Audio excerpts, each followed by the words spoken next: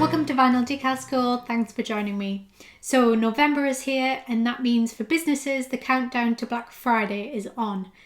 So this year it falls on the 26th of November with Cyber Monday the following 29th. Although I think these days it's more like a weekend/week-long shopping event anyway. And it is the biggest online shopping week/weekend of the year. And it's not just in the US either, it's also really big here in the UK, even though we don't celebrate Thanksgiving, and it's growing in popularity across the world, in the rest of Europe, Australia, and kind of everywhere else as well. So here are just a few things to consider and think about this Black Friday as a small business. And it's not just running a sale and leaving it at that. So firstly, make the most of those sales.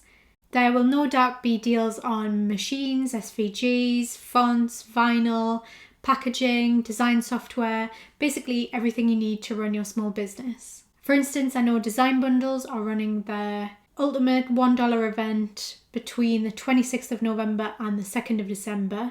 So that's great if you need to stock up on fonts and new designs, especially if you're planning for next year as well as just Christmas as well. And then you can also bookmark my vinyl suppliers page, so you can make sure you're checking out all of the different companies on there in case any of them are running good sales. And then Cricut always run good sales throughout the year, so I'm sure Black Friday will be no different. I'm not sure if the discounts will be any bigger this year, but they're worth having a look at if you've got a machine or something on your list anyway. However, and this is something I've definitely been guilty of in the past, make sure you're not just buying things for the sake of it and make sure they actually will benefit your business. It's really easy to get swept up in the excitement of everything, but even if something has a 50% discount, you're still paying that other 50% on something you don't really need. So if you think it's something you might end up doing, it might be worth writing a list of kind of everything you need that you're out of stock of, anything you buy regularly anyway, and maybe things that you've kind of had your eye on for a while and would really help your business. And then just set yourself a minimum price point or minimum discount that you want to get off it. And then if it hits that, you're allowed to buy it. And just be really strict with yourself and only stick to that list. Are you going to run a sale?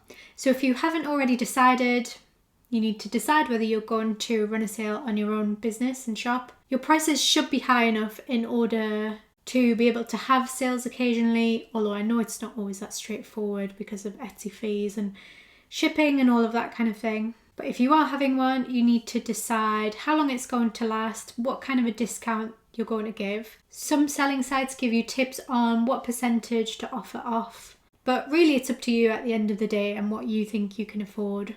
And I think any kind of percentage off should stand out. And then you can also set it so it only applies if someone spends a certain amount or if they buy multiple items, or give them free shipping instead, or only apply it to certain items in your shop. There are plenty of ways you can do it basically that works both for you and your customer. If you're unsure on your pricing, then don't forget I have a course on Skillshare all about how to price your handmade items and make sure you're making a good profit.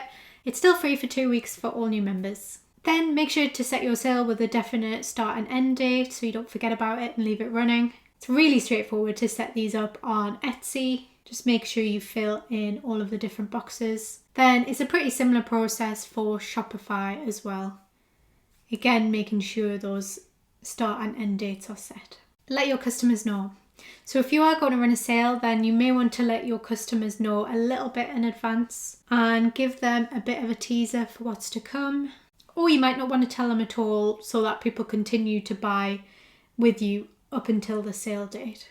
Or you could even give like a special or an early discount to members of your email list or people who follow you on social media. And that just creates a bit of exclusivity around it as well. But then when the morning of the sale rolls around and throughout the weekend and just before the sale ends, you really want to be letting everyone know that it's happening and what's on offer. Probably just showing your lovely products with a little percentage off banner, or just put something in the caption or on your Instagram stories or something like that. That should be more than enough to let everyone know if you're posting a few times.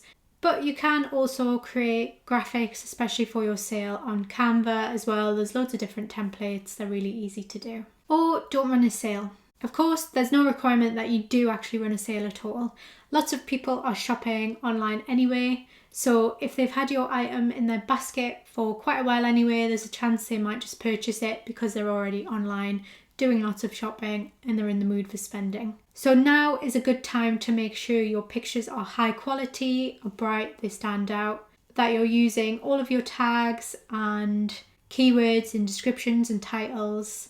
I've got lots of videos on here already to give you tips with all of those things if you need it. You could also consider doing vouchers for a percentage off. That way you'll get more money up front to spend this Christmas. But if you're usually super busy in December, it means you can kind of push all of those orders to next year and you're not piling up too much to do in 1 month. You could also do a gift guide of other businesses that are running sales and share that with your customers. This is especially great if they have affiliate links, and then you can get a little something from anyone that buys via those links. Get ideas.